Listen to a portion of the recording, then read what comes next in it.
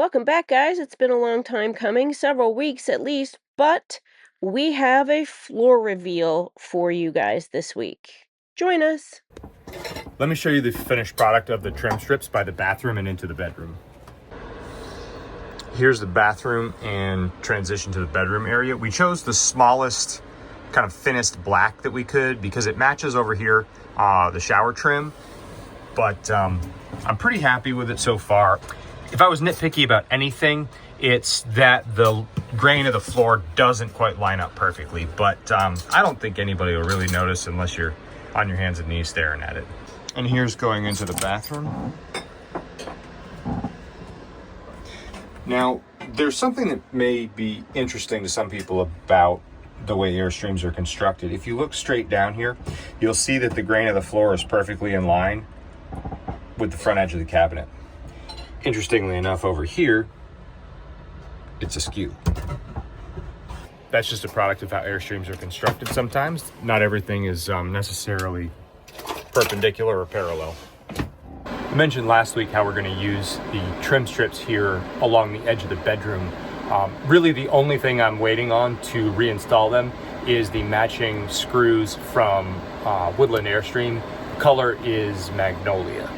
And I didn't want to reuse the rusty ones, so I've got those coming in, I think, today. We have a couple areas where creasing and puckering shows. It shows most with a low angle light, such as from the vacuum. The priority has been just getting this flooring installed, but we're gonna come back and see if heat may release some of these wrinkles. What I mean to say is we're gonna test that theory on a scrap piece. My screws have finally come in from Woodland Airstream, and the color's called Magnolia, and they're about 30 cents a piece. Let me show you what they look like.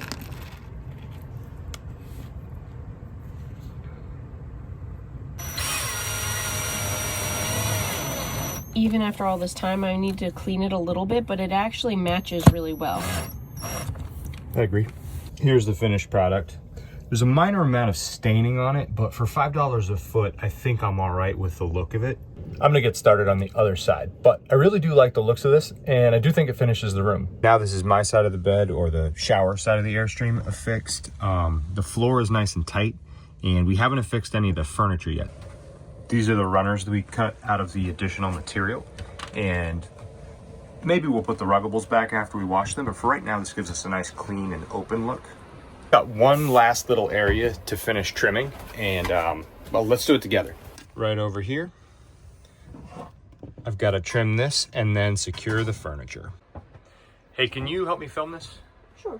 I'm just cleaning up. I gotta wipe it down. It's so gross in here, you guys.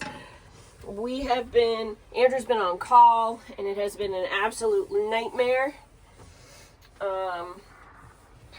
And then the flooring and that stuff has just been it's been a lot lately. It's been a lot. All right, looks like we gotta wipe this. Did you see all that coffee schmutz? Makes me feel bad that I've wasted a little bit of coffee here.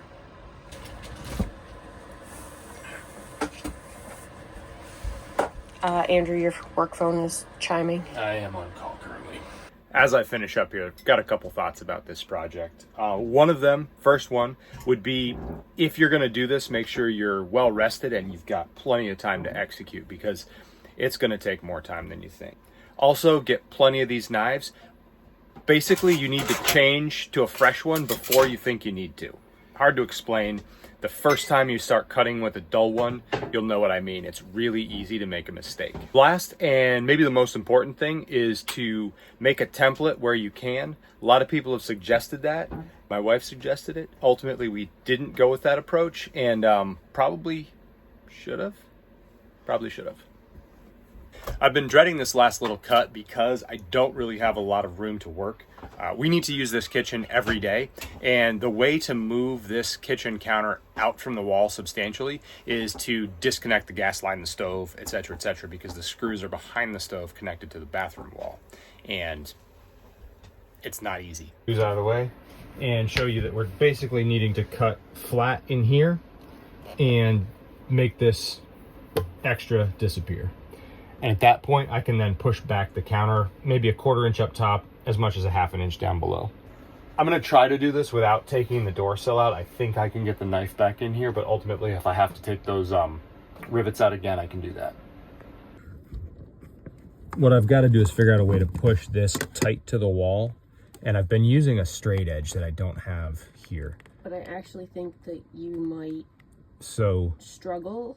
What's going to happen when I try to move this knife is it's going to run up the ramp here, and it's going to go up, and I won't be able to make a smooth cut. So actually, after trying to do this for 30 seconds, I've decided I'm taking the sill off. Good call. Yeah. I didn't want to say anything about your plan. Yeah, trying to cut a corner in this project hasn't paid off yet, so let's not cut this one either. Good idea. Yeah. Chilly out here. We need to have a serious talk while I do this work. We may need to pause or seriously slow down our video creation for a little while. So drill. Some of you longtime viewers may know that I have a master's degree worth of student loan debt that we are working to pay down.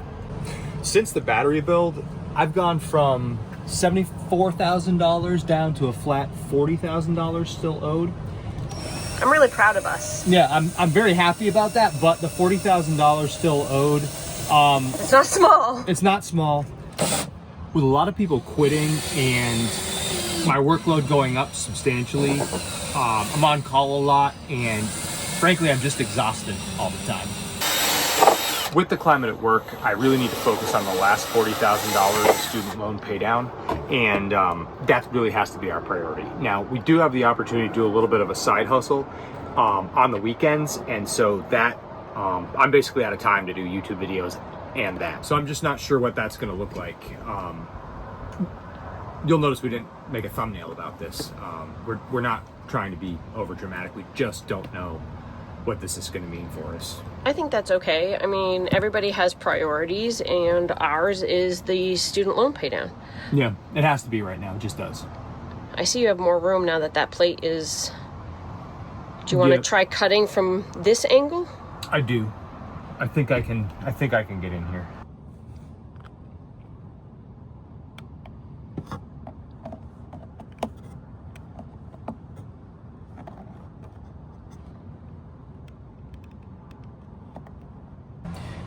I think this is a little bit long as I cut it, but I'm trying to make sure I've got enough versus not enough.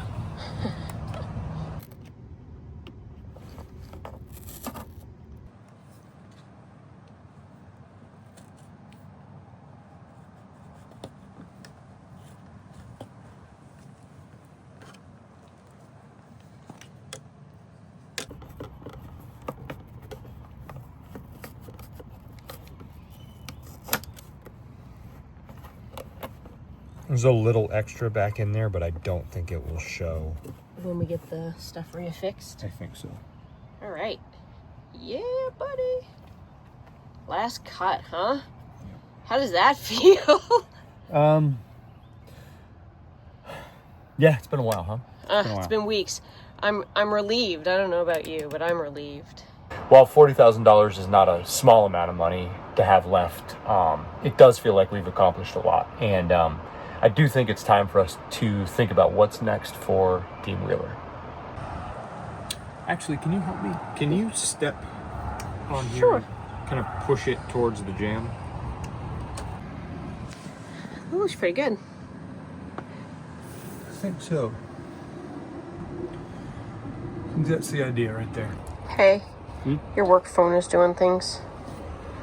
I'm officially on call, and ooh, yeah.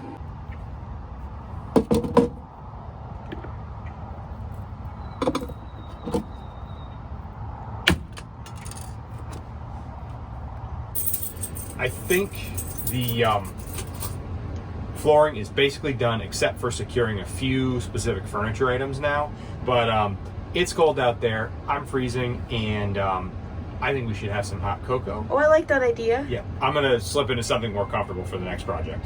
All right. Thanks very much to RD and Howie for using that Buy Me a Coffee link.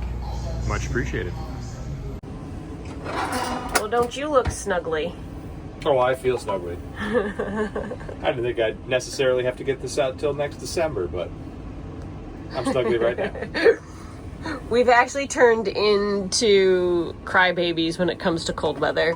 Like 55 degrees and we're like, oh, Yep. I can't live. World's over. How's the cocoa? Delightful. Good to hear. As long as it warms us up. Mm-hmm. Yep. I think we need to do this switch because I really use this fan a lot and we still haven't sorted it out. We just... Yeah. Yeah. Ironically, we want to deal with it on the oldly cold day, but yeah. I mean... No reason not to launch in. Okay. The switch came in the mail, right? It did. All right, well, let's do it. Switch came for the fan a couple days ago.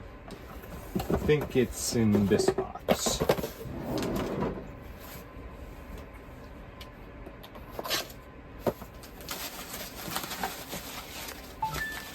Yep, that should be the one.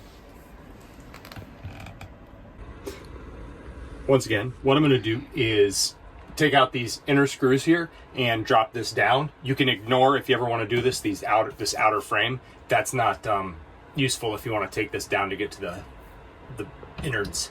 If you wanted to replace a failed speed switch like this one, it's a straightforward swap out with 3 spade connections. Just replace the 3 wires and reinstall.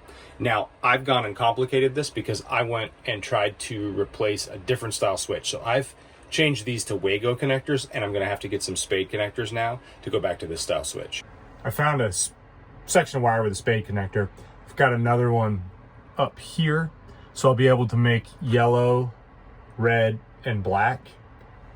Should work just fine like it did before. Small problem is that I need to figure out how to seat it correctly in the housing. It wants to turn a little bit, and that'll be annoying when we go and turn the knob. Done some testing. I am getting power to the motor here. First step is it goes up, and then the fan comes on. So until it's open, it doesn't know that the fan switch is complete. It has started raining again, so yeah, this is going to be awesome. I'm gonna test it now. So gonna start this switch to open it up.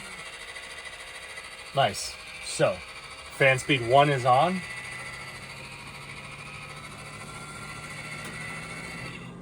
Fan speed 2. Fan speed 3. Let's go back down to 1. Yep. I have it working now. I do wish I had just bought the Dometic switch weeks and weeks ago when this first started to be an issue. I tried to kind of reinvent the wheel, get a switch in here that's more energy efficient, but ultimately I'm happy to have this just working now, that as we come to summertime, we'll be able to run this, maybe save a little bit on AC, and also be able to ventilate cooking smells, things like that out. So I'm happy it's back working. We've got a lot going on this week, from the final reveals on our ongoing floor project to some much needed spring cleaning. We're here under an oak tree, and certain time of year, it gets pretty gross. But there's a few things I have to do first that I am not excited about. Got to dump the tanks, got to start to clean this Airstream off. Well, I'll show you closer up, but we're under an oak tree, and that's with its own problems. So before I can get to the fun stuff, I got to get through a few of the less than fun activities. Dump tanks, rinse tank. Front raw guards are going to be particularly interesting. There's going to be a lot of accumulation up there from this oak tree.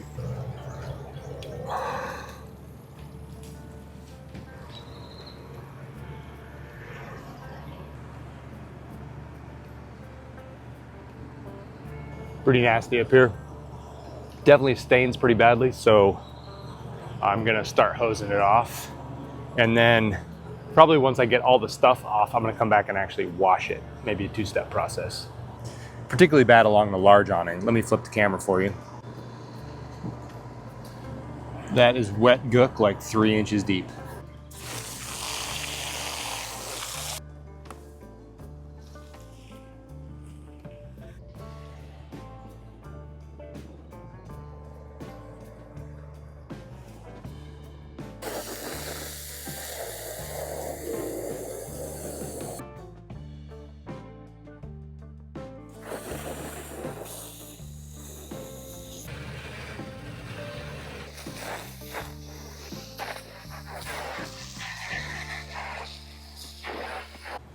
Just got to get worse before it gets better.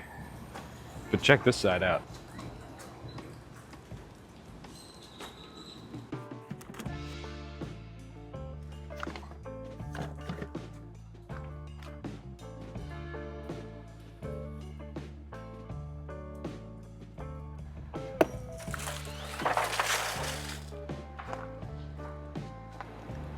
That is a bit the mess I expected. Hosing it out now. Let's open both.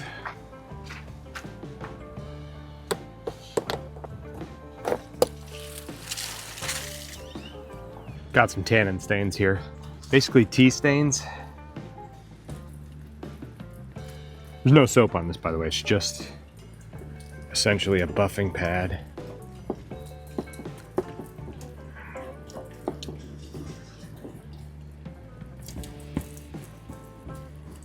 A couple seconds of scrubbing will take most of it off.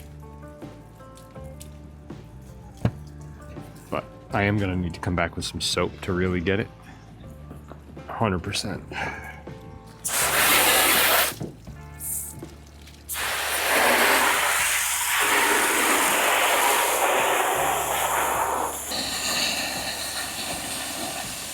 I just removed a huge amount of oak tassels from the Airstream.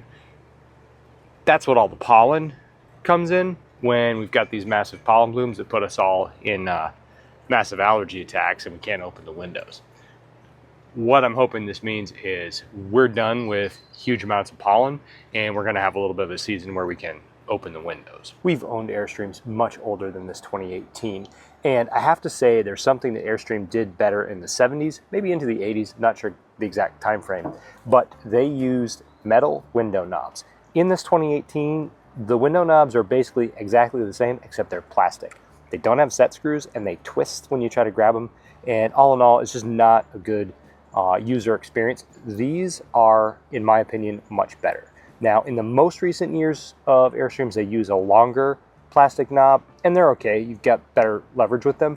If you've got this style, but in plastic, I would recommend the metal. But before I do all that, and install those knobs, I'm going to go around all of the rubber gaskets in the trailer and treat them with 303 rubber protectant. Just cleaning off the windowsill here. I've wiped dry all of the rubber gasket so that I can add the treatment to it now. So without further ado, let me grab a bottle of 303. What we're really going for here is an ounce of prevention against these rubber gaskets getting dry and brittle as they age and essentially cracking and not sealing well. If we can stop any amount of water from getting in this Airstream, it all helps us preserve the floor, because ultimately this is produced just prior to the switch over to the Kusa floors, and so it has a plywood floor. And the potential for failure there is real. Round two, thought I'd get the big front window out of the way.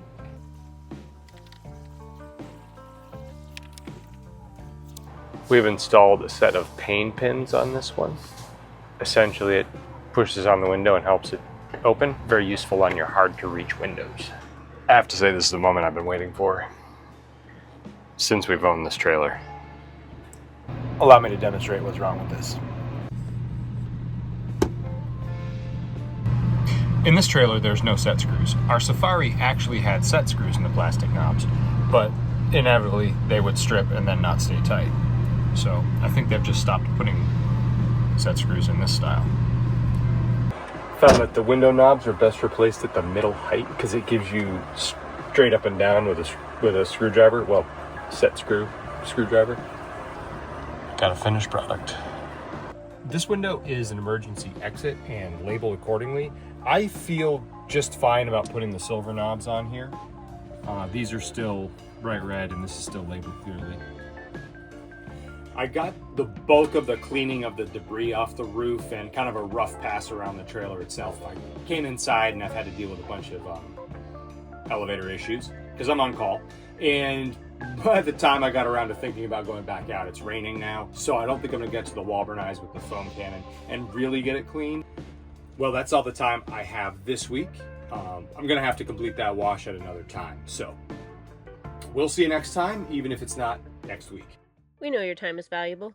Thank you for being here. See you next time.